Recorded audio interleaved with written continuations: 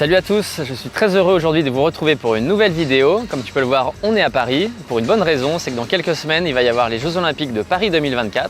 100 ans après, les Jeux Olympiques reviennent à Paris et avec une innovation puisque pour la première fois dans l'histoire des Jeux Olympiques, il y aura une épreuve qui sera ouverte à tous, en l'occurrence le marathon. Il s'appelle donc le marathon pour tous des Jeux Olympiques de Paris 2024. Tu fais peut-être partie des chanceux parmi les 20 000 personnes environ qui auront accès à cette course avec un dossard que tu as peut-être déjà eu ou que tu auras dans les prochaines semaines. Je vais te donner des clés pour réussir cette course parce qu'il y aura des spécificités, notamment le dénivelé, la chaleur, mais aussi le fait de courir le soir. Donc reste avec moi si tu veux en savoir plus et maximiser tes chances de réussite. Le plus dur de ce marathon pour tous, c'était peut-être d'avoir le dossard, puisque c'était assez compliqué. Il y avait des challenges par exemple sur l'application Marathon pour tous. Moi je l'avais fait, mais c'est pas ça qui m'a permis d'avoir un dossard. C'était de participer à une des courses, en l'occurrence l'Orange Night Run, qui m'avait permis d'avoir un dossard en faisant une course par équipe. Mais c'est presque le plus dur finalement d'avoir ce dossard. J'espère que tu as pu l'avoir ou que tu vas encore l'avoir, parce qu'il y a encore quelques petites possibilités d'en avoir un. En termes de conseils pour la gestion donc, de ta course sur le parcours, en gros il va y avoir les 14-15 premiers kilomètres qui sont très plats, donc ça c'est ok, il ne faut pas trop t'emballer, même si l'ambiance va être extraordinaire avec le départ à 21 h, il ne faudra pas s'emballer à cet endroit-là.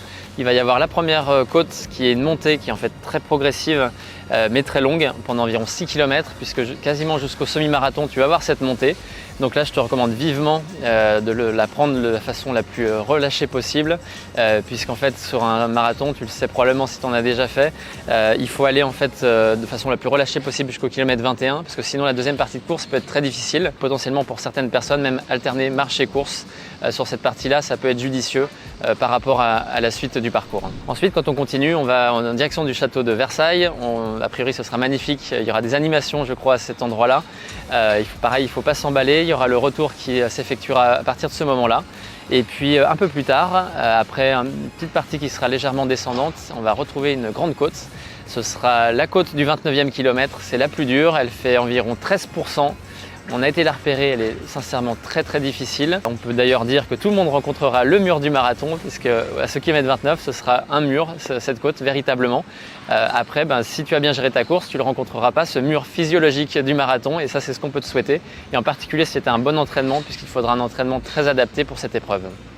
Ensuite, après cette côte donc, du 29e jusqu'au 31e kilomètre, ça redescend. Donc là aussi, on t'invite éventuellement à marcher si tu as besoin pour récupérer.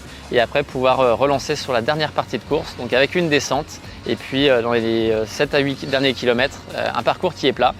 Il y aura la Tour Eiffel que tu peux voir derrière moi.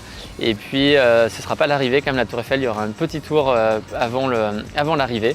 Et donc, voilà, je te souhaite en tout cas une bonne course sur ce parcours. Et ce sera notamment le cas si tu as bien géré ton effort. Il y aura 3 difficultés sur ce parcours, peut-être même que tu vas maudire les organisateurs, puisqu'il y aura évidemment le dénivelé, on vient d'en parler.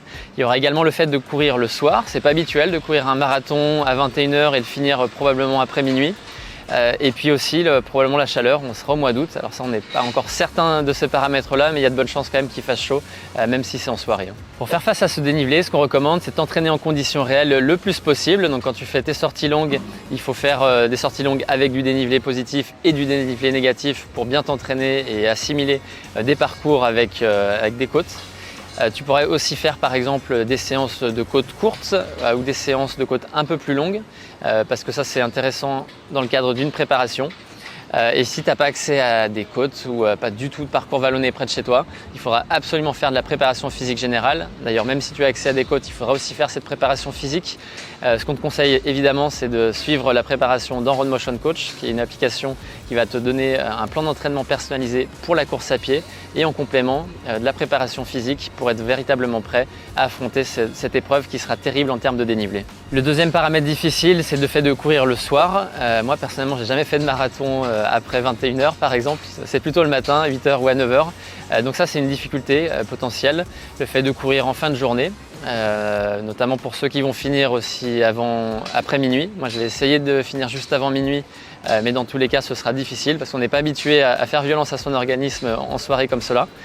Donc je t'invite à courir plutôt le soir, notamment en juin, juillet et début du mois d'août, pour en fait simuler et habituer ton corps à ces paramètres-là de courir en soirée. Et ça vient justement aussi par rapport au troisième paramètre qui est la chaleur, puisque probablement qu'il fera chaud. Donc c'est ok de t'entraîner dans la chaleur, mais de la même manière, va plutôt t'entraîner en fin de journée. Tu auras quand même une chaleur qui sera moins importante qu'à midi. Et donc voilà, pour ton entraînement, va plutôt courir le soir si tu peux. ou en tout cas au moins une sortie par semaine le soir pour t'habituer à ces paramètres. Et évidemment, ce que tu pourras tester pour faire face à la chaleur, c'est de bien t'hydrater aussi à l'entraînement, puisque le jour de la course, il faudra avoir une hydratation optimale, boire très régulièrement, et donc c'est bien de l'avoir testé à l'entraînement, que ce soit ta stratégie de nutrition et ta stratégie d'hydratation.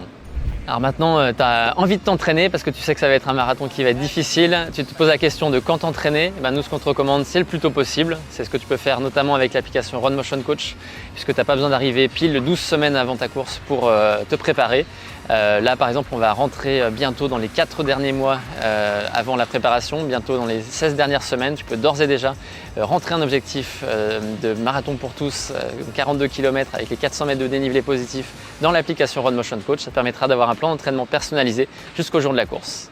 Je vais juste te donner un paramètre à prendre en compte. Si tu as fait un marathon, là par exemple le marathon de Barcelone, marathon de Rome, marathon peut-être de Paris ce week-end ou le marathon d'Annecy par exemple, là il faudra une petite période de repos, de récupération. Donc dans l'application Run Motion Coach, si tu es déjà utilisateur et que tu as cette chance-là, tu peux avoir des plans de récupération juste derrière.